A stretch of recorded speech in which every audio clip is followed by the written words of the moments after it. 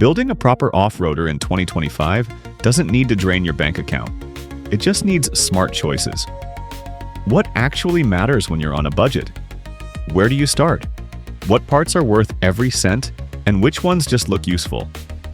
How do you build a rig that performs off-road without piling on unnecessary gear? This isn't about flash, it's about function. Whether you're piecing together your first 4x4 or fine-tuning a weekend warrior, we're covering the upgrades that actually move the needle, and calling out the ones that just weigh you down. Let's get into it. The real minimum budget to build a capable 4x4 starts around $6,000 to $8,000. Assuming you're okay getting your hands dirty, doing some of the work yourself, and picking parts wisely. We assume that you are, at this price point, you're not buying a trail dominator with lockers, 37-inch tires, and coilover suspension, but you are getting something that'll take you through fire roads, moderate trails, mild rock crawling, and snow-packed mountain paths without sweating bullets. To make your $8,000 budget work, it begins with what you can spare for a base vehicle. Your vehicle of choice is the beginning before the beginning, so you need to start with a good vehicle as a foundation. There are a handful of budget 4x4s that still deliver serious value across North America and other Western countries. These rigs are easy to find, generally easy to work on, and have huge aftermarket communities backing them. Whether you're planning weekend trail runs or mild overlanding adventures, these vehicles offer the foundation you need without burning through your bank account. One of the best is the Jeep Cherokee XJ, produced from 1984 to 2001. You can still find one in decent shape for under $3,000. With its solid axles, simple unibody frame, and the bulletproof 4.0-liter inline-6 engine, it's a reliable and mod-friendly platform. The aftermarket support is massive, so you can easily source lifts, lockers, skid plates, and armor without spending a fortune. Another standout is the Toyota 4Runner, particularly the second and third generations built between 1990 and 2002. These are prized for their reliability, especially the third-gen models equipped with the 3.4-liter 5.6. They're more expensive than they used to be, but they're still relatively affordable when compared to Tacomas. With solid 4WD systems and extensive aftermarket support, they're a smart pick if you plan to keep your rig for the long haul. Then there's the first-generation Nissan Xterra, which is one of the most underrated budget off-roaders out there. The 3.3-liter 5.6 is reliable and rugged, and these vehicles are usually cheaper than Toyotas or Jeeps. Aftermarket support isn't as deep, but it covers all the essentials like lifts, lockers, and skid plates. The second-generation Ford Explorer from 1995 to 2001 is another hidden gem. Dirt cheap and easy to find, these Explorers pack a decent 4.4.06 and enough capability for trail runs and light overlanding. The independent front suspension does limit hardcore crawling, but for budget adventuring, it's a solid value. And for those who want something light and nimble, the Suzuki Vitara or Geo Tracker from the late 90s to early 2000s is worth a look. These tiny 4x4s punch well above their weight class off-road, and they're easy to flat-tow behind a van or RV. Aftermarket support is stronger than you might expect, especially among die-hard Suzuki fans. Each of these rigs brings something unique to the table. Whether you're chasing mods, reliability, value, or agility, there's a budget 4x4 out there that fits the bill. So, when shopping for a used 4x4, especially on a budget, a good inspection is what separates a solid trail rig from a wallet-devouring nightmare. A slick paint job and lifted stance can hide a world of problems underneath. The goal here isn't perfection. It's to avoid hidden rot, frame issues, and mechanical time bombs that'll blow your build budget before you even hit the dirt. So here are a few things to do. Start with the frame. Crawl underneath with a flashlight and a screwdriver. Tap along the frame rails, cross members, and suspension mounts. You're looking for rust, especially the flaky, scaly kind that crumbles when you poke it. Surface rust is okay. Structural rot is not. Pay extra attention to where the frame meets the body, spring perches, and skid plate mounting points. If it's been undercoated, make sure it's not hiding something worse. Check the body too, especially rocker panels, door sills, and wheel arches. Look behind plastic fender flares and under the carpet where water might have pooled. Rust repairs here can be cosmetic or catastrophic, depending on where they live. Once it's all clear for the frame, the next question to ask is, what is the state of the drivetrain? Pop the hood and listen to the engine cold. It'll tell you more than a warmed-up seller special. A ticking valve train or knocking bottom end are red flags. Look for fluid leaks around the valve cover, oil pan, transfer case, and both differentials. Transmission fluid should be bright and not smell burnt. Make sure the 4WD system works in all modes, 2H, 4H, and 4L. Don't just take the seller's word for it. Engage the system and feel it. You might consider taking it for a drive. Listen for clunks, grinding, or strange vibrations when shifting, accelerating, or braking. A humming or growling noise while turning might indicate worn wheel bearings or axle issues. Check the steering. Any slop or wandering can point to worn tie rods, ball joints, or steering boxes. Don't forget the suspension. Sagging springs, uneven ride height, or leaking shocks are early signs of abuse or wear. Bounce each corner of the truck. If it doesn't settle quickly, the shocks are toast. Bring a buddy, a magnet for Bondo detection, and ideally a scanner to check for stored trouble codes. And if something feels off, walk away. A clean base vehicle is always cheaper than fixing someone else's problems. Now you've got your base vehicle figured out, it's time to move to the real things. Mods. It's easy to get sucked into the black hole of modifications. Social media builds and YouTube overlanding channels can make it seem like you need $15,000 worth of gear before you're ready to hit a dirt trail. But the truth is, only a few upgrades are truly essential to make your rig trail worthy. Everything else can wait until your wallet has time to recover. So if you get your base vehicle for anything around the $4,000 mark, that leaves around $2,000 to $4,000 for the essentials. And this is where things get really interesting and tricky. But we are here for you. The first thing to note is that it all starts with the tires. Tires are everything off-road. They're literally the only part of your rig touching the ground. They impact traction, ground clearance, and ride quality all at once.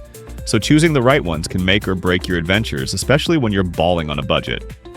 But don't worry, you don't need to drop $1,500 on some fancy rubber to get solid performance across mud, rocks, or sand. You just need to match the tire to your terrain and know which brands deliver solid grip without draining your build fund. Let's talk about the terrain. Mud demands aggressive tread with deep lugs that can self-clean.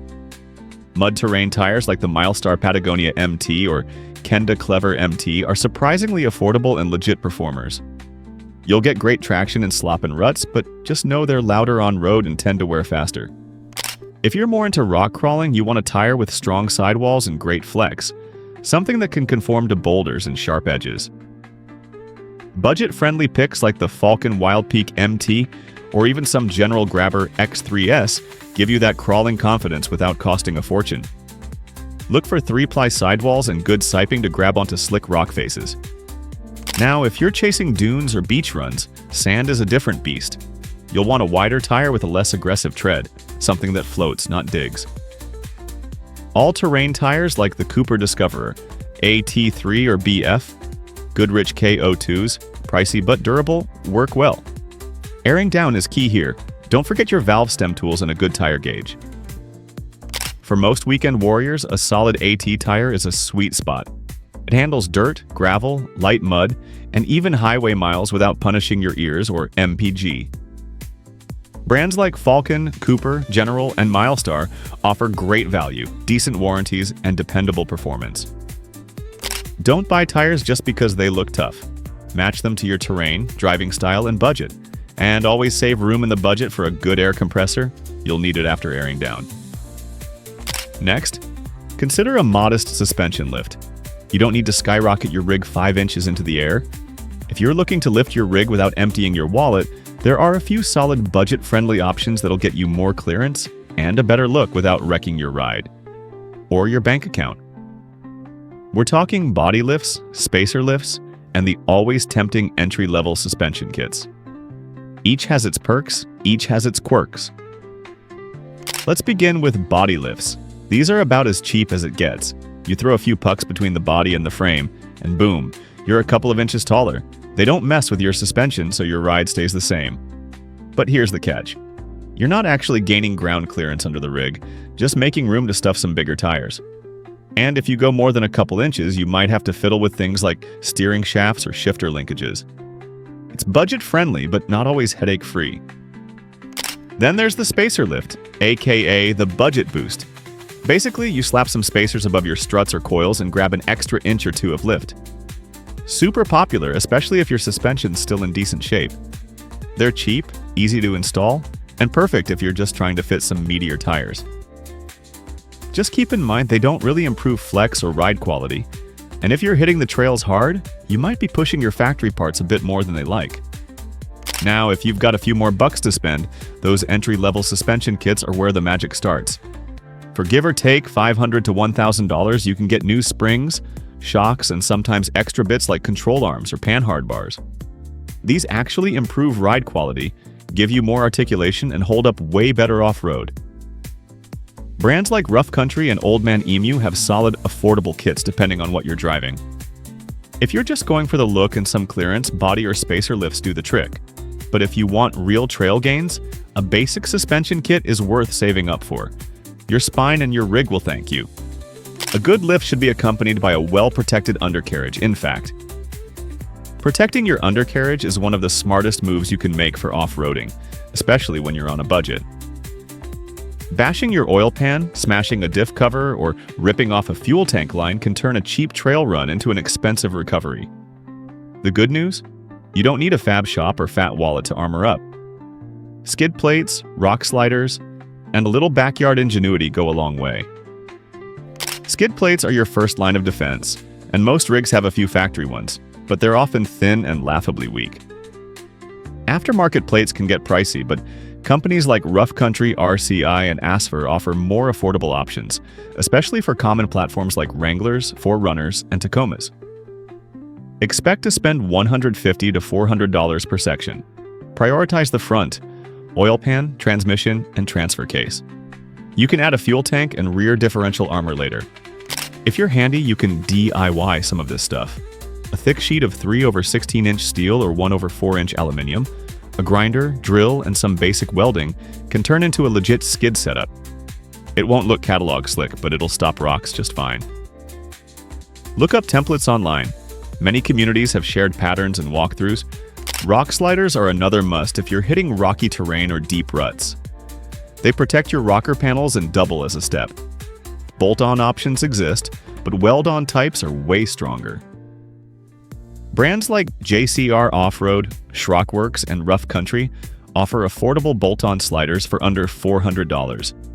If you've got a buddy with a welder, or you're that buddy, you can fab your own with 2x2-inch square tubing and some heavy mounting brackets. For the backyard builder, junkyard scavenging can also pay off. Repurpose old steel bumpers, frame mounts, or scrap plates to fabricate your own armor. Just don't cheap out on mounting.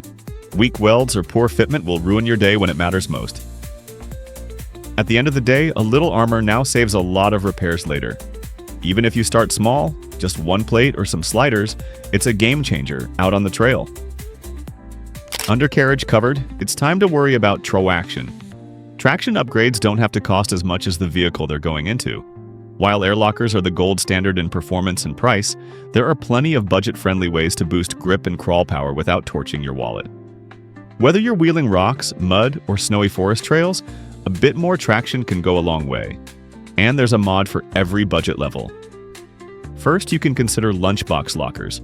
They're drop-in automatic lockers that replace your existing spider gears, meaning no need to re-gear or mess with carrier bearings. The installation can often be done in your driveway with basic tools. They lock the axle under throttle and unlock when coasting or turning, giving solid off-road bite while staying somewhat civilized on-road. Brands like Aussie Locker, Spartan Locker, and Yukon offer kits for under $400. For rear axles especially, these are a game changer. Next up, limited slip differentials. While not as aggressive as lockers, LSDs provide improved traction by transferring power to the wheel with more grip. Some vehicles already come with LSDs from the factory, like certain Toyota 4Runners, Xterras, or Explorers, so check your axle tags or VIN. Replacing or rebuilding a factory LSD can cost $200 to $600 depending on the axle and parts needed. You've also got welded differentials, the sketchy but free option. Welding spider gears creates a fully locked differential 100% of the time. It's super effective off-road but sketchy on-road. It'll chirp tires, cause understeer, and eat your tires alive.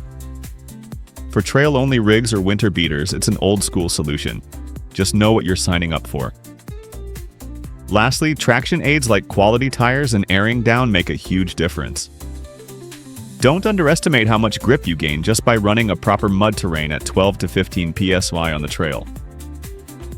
Getting traction upgrades is all good, but if you are crawling through rocks at night, you will be needing more than the ability to keep your vehicle stable. You will need lights. Night wheeling can be epic, but only if you can actually see where you're going. Luckily, you don't need a high-end lighting rig from Baja Designs to light up the trail. In 2025, LED tech has gotten cheap and surprisingly good, which means you've got tons of low-cost lighting options that actually work. You just need to pick the right setups and wire them safely so you don't end up frying your battery. Or worse, starting a campfire with your wiring harness. Let's start with the go-to, LED light bars. You can snag a decent 20 to 32-inch combo spot / flood bar from brands like Nightlight, Auxbeam, or Zmoon for under $60. Mount it to your bumper or roof rack, and you'll instantly double your nighttime visibility. Want more targeted lighting? Add LED pods near your A-pillars or bumper corners. They're great for cornering and trail edges. For real budget builders, junkyard scavenging can be gold. Grab fog lights or factory LEDs from wrecked trucks or SUVs. They're often high quality and just need creative mounting. Now moving on to wiring. The key is doing it right the first time. Cheap lights are fine, but cheap wiring is a disaster waiting to happen. Use relay harnesses, fused connections, and switches rated for the current draw. Most budget lights come with plug-and-play harnesses that include a relay, switch, and fuse. Use them. Wire directly to the battery, not spliced into your headlights, and ground everything solidly to the frame. Also use heat shrink connectors or solder/heat shrink your connections to keep moisture out. Wrap it all in split loom tubing for protection against mud and rocks. And don't forget aim. A badly aimed light bar will blind your buddies and light up the treetops, not the trail. Tilt it just below the horizon, and you'll be golden. In short, you can build a reliable night setup for under $100 if you shop smart and wire right. Bright trails, no drama, and all done on a backyard budget. Base vehicle check, tires check, suspension check, traction upgrades check, light check. Your off-road beast is ready to take on the trail, but not so fast? You could get stuck, so let's talk recovery gear. Recovery gear is like insurance. You don't think you need it until you're axle deep in mud with no cell signal and a storm rolling in. And trust me, borrowing a buddy's gear every time you get stuck gets old fast. Luckily, you can build a solid recovery kit on a budget without dropping hundreds at a time. It's all about buying smart, starting with the essentials, and skipping the overpriced overland influencer gear. First up, a quality snatch strap is non-negotiable. Get one rated at least 2 to 3 times your rig's weight. Look for 20,000 to 30,000 pound ratings with reinforced loops. Brands like Rhino USA, Gear America, and ARB offer solid options that won't empty your wallet. You can usually score a great strap for $30 to $70. Next, tree savers and soft shackles. If you're pulling with a winch or helping someone out of a rut, a tree saver protects both the tree and your gear. Soft shackles are lighter, safer, and easier to work with than traditional D-rings, and you can find decent budget versions on Amazon or eBay. Just double-check weight ratings. A shovel and traction boards are your best friends in sand and snow. No need for name-brand Maxtrax right away. X-Bull, Bunker Indust, and Action Trax make sturdy budget boards that get the job done for under $100. As for budget winches, if you're not ready for a Warn or Smitty built, brands like Badland, Harbor Freight have come a long way. Their 9,000 to 12,000 pound winches are trail tested and cost around $30 to $400. Just keep it maintained and wire it cleanly. And don't forget a winch dampener. You can even use a heavy jacket in a pinch. Finally, pack a cheap recovery bag, gloves, a tire repair kit, and an air compressor. Brands like Slime, V-Air, or even basic 12-volt inflators from parts stores work fine for occasional use. With around $300 to $500, you can build a recovery kit that's trail-ready and keeps you and your buddies moving. Start with the basics and build as you go. Better to have it and not need it than the other way around. Now you're really ready to take on the trails. But here's some bonus advice to help you save even more money. While you might have to wait to get some of the upgrades you want, some are really not necessary, even if you eventually have the cash to spare. You want your rig to be capable, reliable, and ready for anything, so you start adding gear because you saw it somewhere. Some of it makes a real difference. But some, well, it just looks like it does. And when you're working on a budget, every bolt-on counts. So let's walk through a few common mods that might seem necessary but often aren't. For example, stinger bars. These angled front bars are designed for high-speed off-road racing, where flipping end over end is a real risk. On your weekend overlander, though, they're heavy, stick out awkwardly, and often reduce your approach angle. They look aggressive, but unless you're entering Baja, they're probably just for show. Next up, fake beadlock wheels. Real beadlocks clamp the tire bead to the wheel, allowing super low pressures for rock crawling. Fake ones do none of that. They just add weight, rust faster, and offer zero benefit off-road. Unless you count looking built at the local car park. Then there's the high-lift jack on the roof rack. Great tool, no doubt. But mounted up high, they're hard to reach, prone to rust, and rarely used unless you're seriously remote. If you don't have the recovery points or the know-how, it might just be dead weight. Dual snorkels are another head-turner. A single snorkel helps with water crossings and cleaner air. But unless your engine has 2 air boxes, the second snorkel is just there for symmetry. Cool? Sure. Useful? Not really. Let's talk light bars. 1 or 2 can make a real difference when driving at night in the bush. But stack too many and you end up with a disco setup that drains power, adds glare, and blinds everyone in front of you. Less is often more. Moving on to oversized tires. They look the part, no question. But if your suspension isn't set up for them, you'll get rubbing on full lock, damaged guards, and reduced performance. They're not useless, just often not worth the trouble on a mild build. Then there are angry eye headlight covers.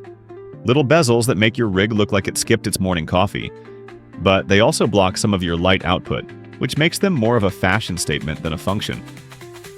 Sway bar deletes come next. If you're rock crawling regularly, they're gold, allowing full suspension travel. But on the road, they make your rig lean like crazy. Unless you're on the rocks every weekend, they're more hassle than help. And finally, we've got the rear ladder to nowhere. No roof rack, no rooftop tent, just a ladder bolted on for vibes? It hints at a build in progress, but until then, it's more decorative than practical. In the end, it's not about shaming the extras. It's about knowing which ones actually suit your rig, your budget, and your goals. Because building a capable 4-watt D isn't about copying every Instagram setup. It's about making smart choices that work for you. You don't have to go about chasing trends or maxing out your credit card. Just to build a capable off-roader in 2025, it's about knowing what works, what's worth it, and what's just dead weight.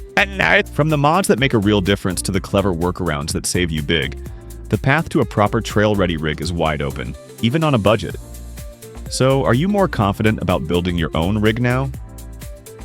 Tell us the upgrades you will definitely do in the comments.